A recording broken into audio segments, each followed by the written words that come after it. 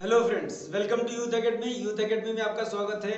मैं अभिषेक राउदिया आज आप लोगों के लिए सीटेट का प्राइमरी लेवल का पेपर लेके आया हूं, जिसमें आपको देखना है कि जो मैथ्स का पोर्शन था वो बहुत ही इजी था। बेसिकली ओवरऑल पूरा पेपर इजी था, सिर्फ संस्कृत का कुछ कॉन्सेप्ट्स डिफरेंट थे या फिर बोला जाए डिफिकल्ट थे, जिनको बच्चों ने परेशान किया है। बाकी पूरा पेपर एज अ होल बहुत इजी आया था और मैक्सिमम बच्चों का जो रेस्पॉन्स आया है इसमें, उनका यही रेस्पॉन्स है कि सर जी 90 या फिर 100 प्लस क्वेश्चंस तो किए ही हैं। तो मैक्सिमम बच्चे जो हमारे टच में हैं उनका पेपर क्लियर हो जाएगा, ये ऐसा हम उम्मीद करते हैं। और वो सुपर टेट देंगे और सुपर टेट में भी भगवान करे क्लियर हो जाए, ऐसा हम उम्मीद करते हैं।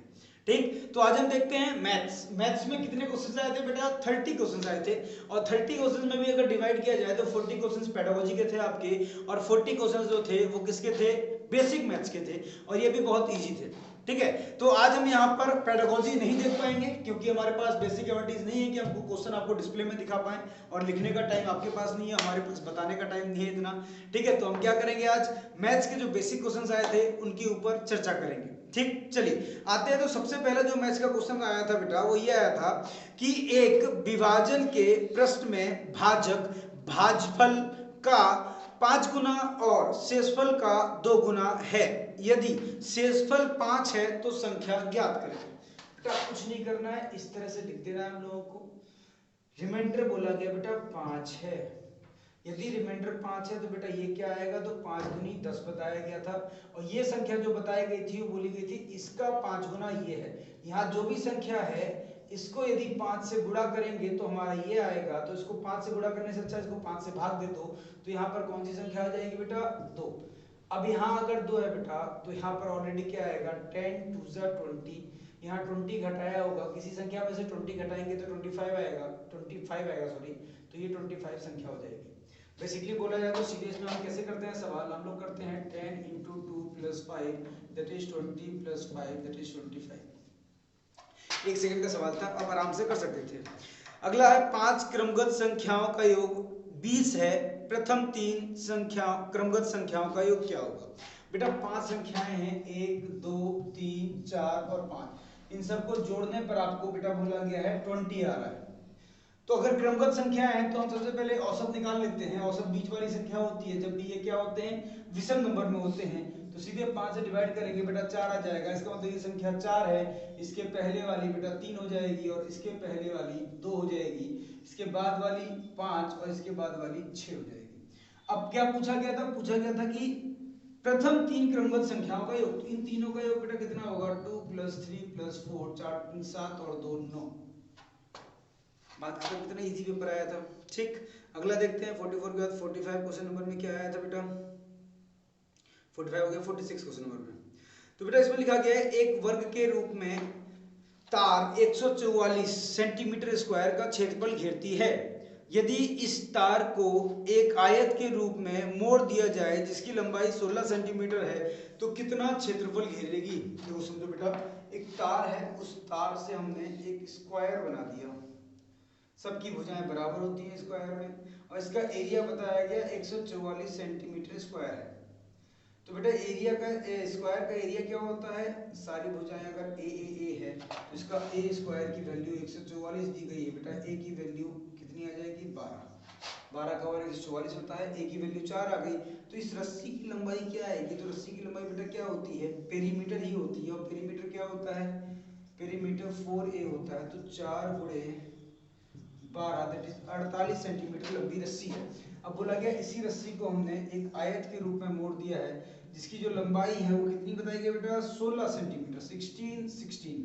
अगर बेटा ये भी 16 ये भी 16, तो 32 सेंटीमीटर की रस्सी तो हमारे पास यहाँ यूज हो चुकी है। 48 में से 32 यूज हो गई, कितनी बची? 16 सेंटीमीटर। इसका मतलब 8 यहाँ और 8 यहाँ, क्योंकि परिमाप होगा ये भी निकल के आ जाएगा। और पूछा क्या गया था? कितना क्षेत्रफल घेरेगा? तो ये बेटा इस रेक्टेंगल का क्षेत्रफल निकालेंगे तो एरिया ऑफ रेक्टेंगल क्या होता है? Length into breadth, length into breadth, जैसे 16 इंटू 8। 8 को 16 से गुणा कर देंगे तो 8 8 64, और 64 का गुणा करोगे तो 128 आ जाएगा। 128 सेंटीमीटर स्क्वायर आपका आंसर आ जाएगा। अगला सवाल लिखा गया निम्नलिखित भिन्नों में से सबसे बड़ी और सबसे छोटी भिन्न क्रमशः कौन कौन सी होगी? निम्नलिखित भिन्नों में से सबसे बड़ी और सबसे छोटी भिन्न कौन सी हो? सबसे बड़ी और उससे छोटी, नॉट सबसे छोटी, सॉरी, सबसे बड़ी और उससे छोटी भिन्न कौन सी होगी? तो देखो ये भी एक सेकंड का सवाल है, हमने आपको पहले ही पढ़ा रखा है कि कभी भी भिन्न में क्या करते हैं, यदि भिन्नों के बीच का अंतर मतलब अंश और हर के बीच का अंतर सब में कांस्टेंट है तो सबसे बड़ी संख्या सबसे बड़ी होती है और सबसे छोटी संख्या सबसे छोटी होती है। तो देखेंगे पहली है हमारी 5/6, दूसरी है 3/4, तीसरी है 1/2, चौथी है 2/3 और आखिरी है 3/5। ऑप्शन दिए गए थे आपको, सबसे बड़ी पहले 3/5 और दूसरी 2/3, बी ऑप्शन था 3/4 और 1/2, तीसरा था 5/6 और 3/4 और चौथा था बेटा 5/6 और 3/5। ये 4 ऑप्शन दिए गए थे आपको। क्या करना है इसमें? देखो लगभग सभी के न्यूमरेटर और डिनोमिनेटर अंश और हर के बीच का अंतर एक का है। यहाँ भी अंतर एक का है, यहाँ भी अंतर एक का है, यहाँ भी अंतर एक का है, यहाँ भी अंतर एक का है, यहाँ अंतर 2 का है और छोड़ एक आधा पॉइंट चलता है। तो देखेंगे अगर जब भी हमारे बेटा इस तरह के फॉर्मेट में सबके बीच का डिफरेंस 1 होता है, अंश और हर के बीच का डिफरेंस, तो सबसे बड़ी संख्या सबसे बड़ी होती है और सबसे छोटी संख्या सबसे छोटी होती है। ये सबसे बड़ी हो जाएगी और सबसे छोटी हो जाएगी। सबसे बड़ी संख्या कौन सी आ गई? 5/6। 5/6 तो आएगा ही बेटा, तो ये नहीं है, ये नहीं है, इन दोनों में से कोई एक होगा और इन दोनों में से भी आपको दिखाई दे रहा है ऊपर 3-3, पहली संख्या तो ये हो गई, दूसरी ऊपर 3-3 है, नीचे 5 है और 4 है। तो अगर अंश में बड़ी संख्या है तो अपने आप संख्या को छोटी कर देगी, तो ये आपको आंसर सीधे टिक कर देना था, आगे देखना ही नहीं था इसमें क्या हो रहा है क्या नहीं हो रहा है। ठीक, तो एक एक सेकंड के सवाल थे सारे। 47 के बेटा 48 क्वेश्चन नंबर में आएंगे, तो 48 में देखो कितना अच्छा ही रीजनिंग का सवाल है, आपको आता रहता है पेपर में। तो इसमें क्या बोला गया था बेटा? बोला गया था कि अस्मिता विद्यालय की गोष्ठी में 8:30 AM से 15 मिनट पहले पहुंची। ठीक है, पूरा सवाल पहले हम आपको पढ़ के समझा दें, बहुत अच्छा सवाल है, मतलब बेसिक लेवल का। अस्मिता विद्यालय की गोष्ठी में 8:30 सुबह AM पर पहुंची, 15 मिनट पहले पहुंची। दोबारा सुन लें, अस्मिता विद्यालय की गोष्ठी में 8:30 AM से 15 मिनट पहले पहुंची। वह अपने सहकर्मी से आधा घंटा पहले पहुंची, जो कि गोष्ठी में 40 मिनट की देरी से पहुंचा। गोष्ठी का निर्धारित समय क्या था? अस्मिता कब पहुंची बेटा? तो बोला गया अस्मिता 8:30 AM से 15 मिनट पहले पहुंच गई। तो अस्मिता जब पहुंची है, कितने बजे पहुंची है? तो 8:30 से 15 मिनट पहले, इसका मतलब 8:15 पे अस्मिता पहुंची है। अभी बोला गया है कि अस्मिता का सहकर्मी जो है इसके आधा घंटा बाद पहुंचा है। इसके आधा घंटा बाद मतलब कब पहुंचा होगा सहकर्मी? सहकर्मी पहुंचा है 8:45 पर। कितने पर? 8:45 पे। और इसमें बताया गया है कि जो जो गोष्ठी के लिए 40 मिनट की देरी से पहुंचा है, ये जो पहुंचा है ये गोष्ठी में 40 मिनट लेट है, इसका मतलब इसके 40 मिनट पहले ही गोष्ठी स्टार्ट हो गई होगी। तो इसमें अगर 40 मिनट घटा देंगे तो 8:05 पर गोष्ठी स्टार्ट हो चुकी होगी। तो 8:05 आपका सही समय हो गया गोष्ठी का, बी विकल्प आपका सही हो जाएगा। अगला देखेंगे बेटा, तो लिखा गया है 1 सेंटीमीटर इंटू 1 सेंटीमीटर वाले 48 छोटे वर्गों को कुल कितने प्रकार से व्यवस्थित किया जा सकता है कि परिणामिक क्षेत्रफल 48 सेंटीमीटर हो? इसका मतलब क्या पूछ रहा है बेटा? इसका मतलब कुछ नहीं पूछ रहा है, आपसे यही पूछ रहा है कि ऐसी कितनी संख्याएं हैं जिनको आपस में गुणा करके 48 लेके आया जा सकता है। बात खत्म। समझे क्या है सवाल? ये बोल रहा है बेटा कि 1-1 सेंटीमीटर के बहुत सारे घन है आपके पास, जिनका जो टोटल वर्ग निकल के आ रहा है वो निकल के आ रहा है, टोटल एरिया निकल के आ रहा है 48। ठीक, 48 सेंटीमीटर स्क्वायर। अब बोला गया इनको कैसे कैसे लगाया जा सकता है, तो देखो कैसे लगाया जा सकता है। 1-1 सेंटीमीटर के सारे घन ऐसे लगा दोगे लाइन से, तो ये क्या हो जाएगा 1 × 48 बराबर 48। दूसरा क्या हो सकता है, एक के ऊपर एक लगा दो, ऐसे लंबे में लगा दो सारे, तो ये क्या हो जाएगा 2 × 24 दैट इज 48। तीसरा इसके ऊपर भी लगा सकते हैं, ऐसे ऐसे ऊपर लगा देंगे, इसके भी ऊपर इसके भी ऊपर, तो ये 3-3 का हो सकता है, 3 8 3 जा 24 और 16 दिए 48। 4-4 का भी हो सकता है, 4 × 12 12 जो कि 48। नीचे बढ़ा तो ना हो रहा है ऊपर जगह, तो ऐसे बढ़ा दोगे तो भी 48 आ जाएगा। उसके बाद 5 से होगा नहीं, 6 से हो जाएगा, 6 7 6 जा 42, 8 6 जा 48, 6 8 जा 48 हो जाएगा। ये 6 6 वाला हो सकता है, 4 के बाद 5 और 6 बढ़ा देंगे और कितने 8 तक ले जाएंगे तो भी हो जाएगा। तो कितने प्रकार से लगाया जा सकता है? 1 2 3 4 और 5, ये 5 प्रकार आपके आंसर में बात खत्म। इसके अलावा कोई प्रकार बनता ही नहीं, तो सीधे सीधे 5 ऑप्शन ए आपका आंसर हो जाएगा। विद्यालय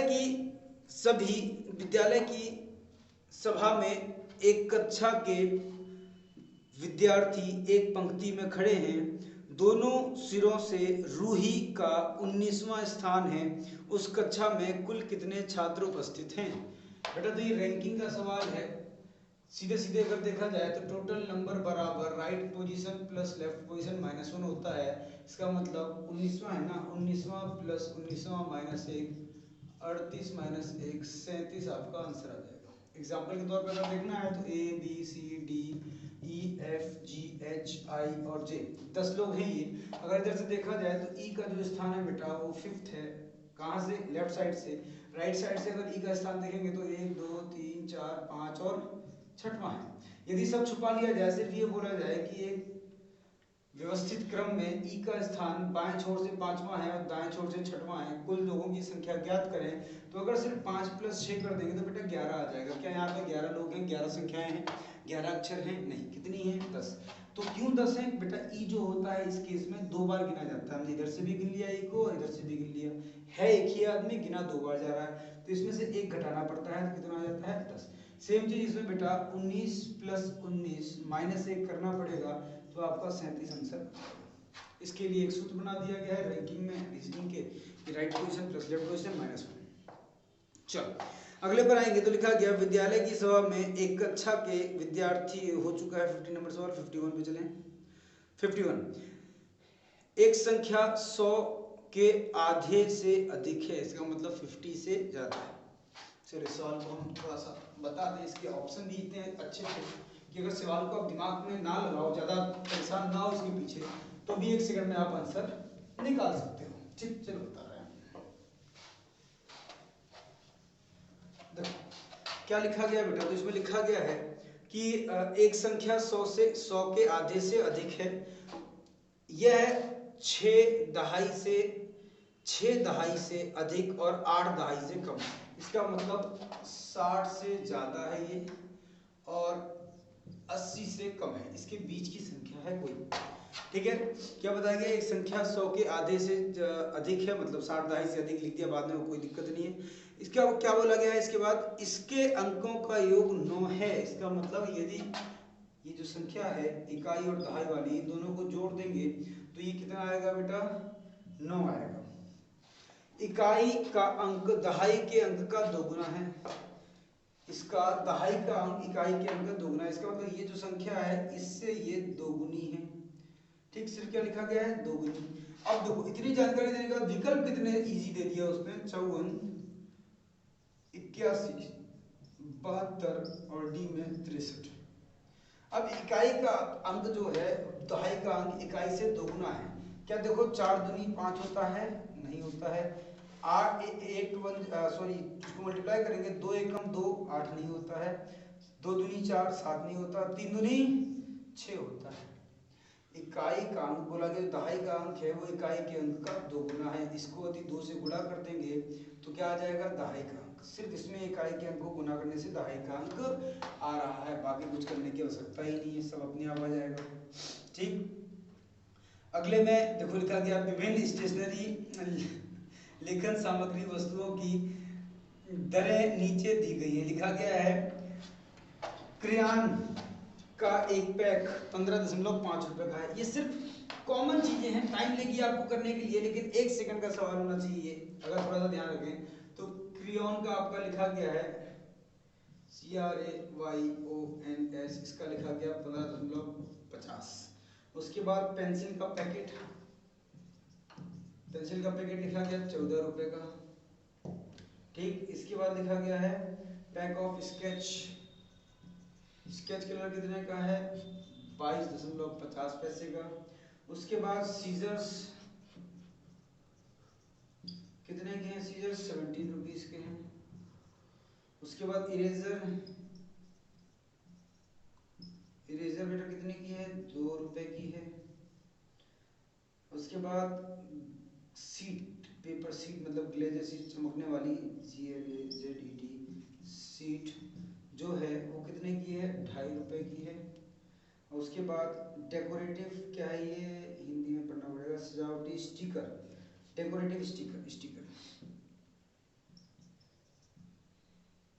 स्टिकर कितने का है, ये 5 रुपए का है।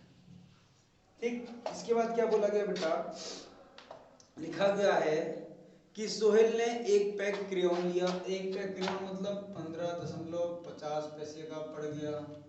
इसके बाद क्या बोला गया है, 2 पैकेट पेंसिल ली। 2 पैकेट पेंसिल मतलब 14 दूनी 28 रुपए की पड़ गई।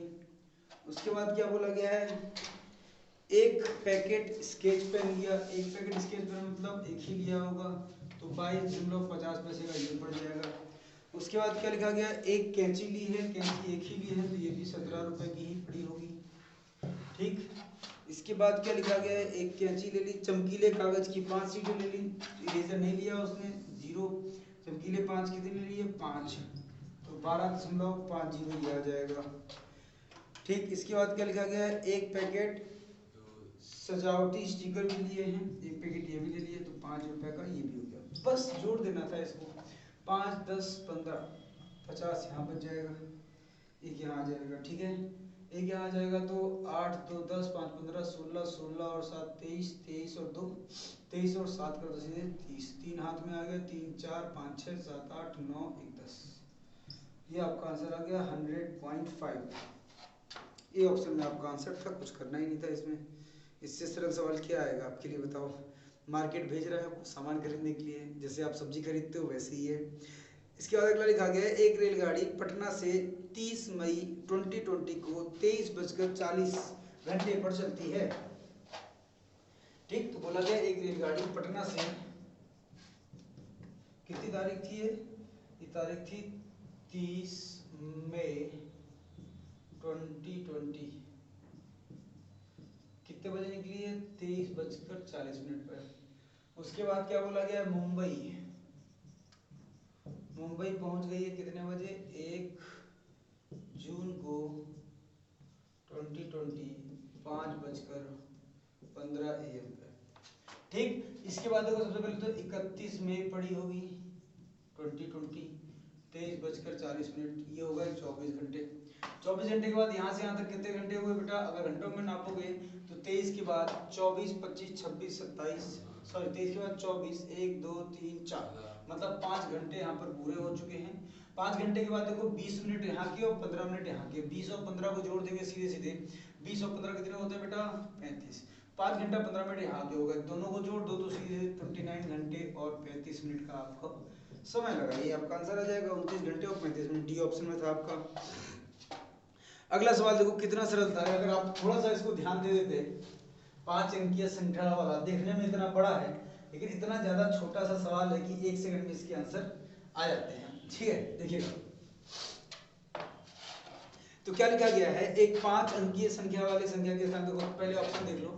पहला ऑप्शन आपका 83419, दूसरा ऑप्शन है 42937, तीसरा ऑप्शन है 87649 और चौथा ऑप्शन है 49327। ठीक, ये आपके ऑप्शन है। बोला गया एक 5 अंकीय संख्या वाली है कोई, जिसमें से कुछ भी लिखा गया है। उसके बाद लिखा गया है कि अंक 10,000 वाली एक संख्या का 3/4 है, 10वें स्थान का अंक 100वें स्थान के अंक का 2/3 है, 10वें स्थान का अंक सबसे छोटा अभाज्य संख्या का वर्ग है। बोला गया 5, 1, 2, 3, 4, 5, इसका मतलब यूनिट, टेंस, 100, 1000, 10,000। ठीक है, ये थे इकाई, दहाई, सैकड़ा, हजार। ठीक है, इसमें बोला गया क्या, साफ साफ लिखा गया 10वें स्थान का जो अंक है वो सबसे छोटी अभाज्य संख्या का वर्ग है। यहाँ पर जो भी संख्या आएगा सबसे छोटी अभाज्य संख्या 2, 2 का वर्ग क्या आएगा, 4। ये कंफर्म लिख दिया गया है कि यहाँ पर जो भी आएगा वो क्या आएगा बेटा, 4 आएगा, सबसे छोटी अभाज्य संख्या का वर्ग। सबसे छोटी अभाज्य संख्या का वर्ग देखो कहाँ पर है बेटा, सिर्फ इसमें है, तो ये आपका सही आंसर हो जाएगा। बात खत्म। आगे आपको कुछ करने की जरूरत ही नहीं, करना अगर चाहते हैं तो हम करके बता दे रहे हैं आपको, ठीक है, ज़्यादा टाइम नहीं लगेगा इसमें। तो लिखा गया है कि कहाँ गया, एक 5 अंकीय संख्या वाली संख्या में 100वें का स्थान का जो अंक है वो 1000वें का 3/4 है। 100वें का जो है वो 1000 का 3/4, मतलब ये 4 है तो ये 3/4 है, ठीक। इसके बाद क्या बोला गया, 3/4 है। 10वें स्थान का जो अंक है वो 100वें का क्या बोला गया, 2/3। जो 10वें पर है इसका 2/3 है, मतलब यहाँ 2, अगर यहाँ 2 की जगह 4 दिया गया बेटा तो ये भी 6 हो जाएगा, और ये क्या हो जाएगा 8।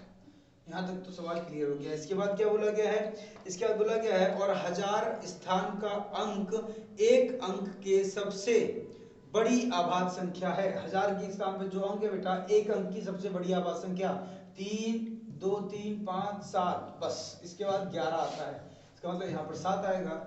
उसके बाद बोला इकाई का जो स्थान का अंक है वो सबसे बड़ी एक अंक वाली विषम संख्या जो कि कितनी होती है 1 3 5 7 9, तो यहाँ पर 9 आएगा, ये आपका आंसर 87649।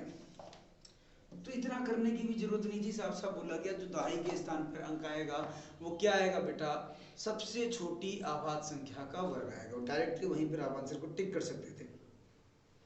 अगला सवाल देखिए, लिखा गया है 17,863 पाने के लिए इतना इतना इतना में क्या घटाना पड़ेगा। बी तो मतलब बताना, मतलब बिल्कुल वो हो जाएगा, शर्म की बात है। लिखा गया है 8008 प्लस 8088 प्लस 8808, इन तीनों संख्याओं को जोड़कर इसमें से क्या घटा दें कि जो है वो 17,863 आ जाए। ये बताने की आवश्यकता नहीं है, आपको कर लेना, ठीक। अगला लिखा गया है 16 लीटर धारिता वाले एक बाल्टी पूर्ण रूप से पानी से भरी हुई थी। बाल्टी को इस पानी को छोटे छोटे बर्तनों में भरा जाना है। बाल्टी में भरे समस्त पानी को एक मग द्वारा 50 बार पूर्णतः भरकर छोटे छोटे बर्तनों में स्थानांतरित कर दिया जाता है। मग की धारिता बताएं। तो देखो एक बाल्टी है बेटा जिसकी कितनी कैपेसिटी है, जिसकी कैपेसिटी है बेटा 16 लीटर। 16 लीटर को मिलीलीटर बदलेंगे तो 16,000। इसको 50 बार में खाली किया गया है छोटे छोटे मगों से। तो सीधे सीधे एक मग की धारिता निकालने के लिए डिवाइड कर देंगे, 5 दिए 15, 5 दूनी 10, 320 आ गया बेटा आंसर। 320 ml ऑप्शन बी में है, इसको टिक कर देना, सही आंसर आ गया, ठीक। बस इतने सवाल आपकी बेटा पेडागोजी के आए थे, बाकी छोटे छोटे सवाल आए थे, वो बताएं चाहे ना बताएं सिंपल सा है, ठीक है। जैसे कि ये आया था आपका एक पेडागोजी के ऊपर सवाल, इसमें लिखा गया था कि गणित के कक्ष में अध्यापक ने निम्नलिखित कुछ प्रश्न किए। सबसे पहला प्रश्न क्या किया, उस आयत का क्या क्षेत्रफल है जिसकी एक भुजा 5 सेंटीमीटर और परिमाप 30 सेंटीमीटर है। बी था ए, बी के बाद बी। उन संख्याओं का समुच्चय ज्ञात करें जिसका माध्य 4 है। सी था 1 से 8 के मध्य सभी आभाज्य संख्याओं की सूची बनाएं। और डी ऑप्शन था आयत के बारे में आपको जो भी गणितीय जानकारी है मुझे बताएं। तो पहला आपका ऑप्शन दिया गया था ए बंद सिरे वाला प्रश्न है, बी सी डी मुक्त सिरे वाले प्रश्न है, ठीक। दूसरा लिखा गया है कि ए व सी बंद सिरे वाले हैं, बी और डी मुक्त सिरे वाला है। और तीसरा दिया गया है ए व बी बंद सिरे वाले हैं और सी और डी मुक्त सिरे वाले। और चौथा दिया गया था ए बी सी बंद सिरे वाले और डी मुक्त। अब समझे, सबसे पहले लिखा गया है एक आयत के क्षेत्रफल, एक आयत का क्या क्षेत्रफल है जिसकी भुजा 15 सेंटीमीटर और परिमाप 30 है। इसका एक ही आंसर निकल के आएगा, जिसका एक आंसर निकल के आता है बेटा वो बंद सिरे वाला होता है, ध्यान रखना। बी में क्या लिखा गया है, उन संख्याओं का समुच्चय ज्ञात कीजिए जिनका माध्य 4 है। अगर माध्य 4 दिया गया है तो उन संख्याओं का समुच्चय एक ही निकल के आएगा, 3 4 निकल के नहीं आएंगे, तो ये भी बंद सिरे वाला है। तीसरा 1 से 8 के मध्य सभी आभाज्य संख्याओं की सूची बनाएं। तो सूची कई सारी बनाई जा सकती है, जैसे 1 के 8 के बीच में कौन कौन सी आएंगे, 1 से 8 के बीच में यही आएंगे 2 3 5 7। तो इसको ये भी लिखा जाता है 3 5 7 2, ये भी लिखा जाता है 5 7 2 3, ये भी लिखा जाता है 7 5 2 3। तो इसको कई सारे फॉर्मेट में लिखा जा सकता है, कई सारे इसके आंसर आ सकते हैं। कई सारे आंसर आने वाले को क्या बोलते हैं बेटा, मुक्त सिरा। ये बहुत सारे सिरे हैं। उसने अगला लिखा गया है आयत के, चौथा वाला डी जो था, आयत के बारे में आपको जो भी गणितीय जानकारी है मुझे बताएं। तो आयत के बारे में जानकारियां बहुत सारी हो सकती हैं, बहुत ही सारी हो सकती हैं, तो कई फॉर्मेट में बताई जा सकती है, इसके भी कई सारे आंसर हो सकते हैं, ठीक है। तो इसका जो सही आंसर हो जाएगा बेटा वो सी हो जाएगा कि ए और बी बंद सिरे के प्रश्न हैं और सी और डी मुक्त सिरे वाले प्रश्न हैं, ठीक, तो इस तरह से हम लोग का सीटेट का पेपर जो कि बहुत सिंपल आया था प्राइमरी लेवल का, वो पूरा होता है। ठीक है, चलिए अगली क्लास में फिर मिलेंगे, जब तक के लिए धन्यवाद। जय हिंद, जय भारत।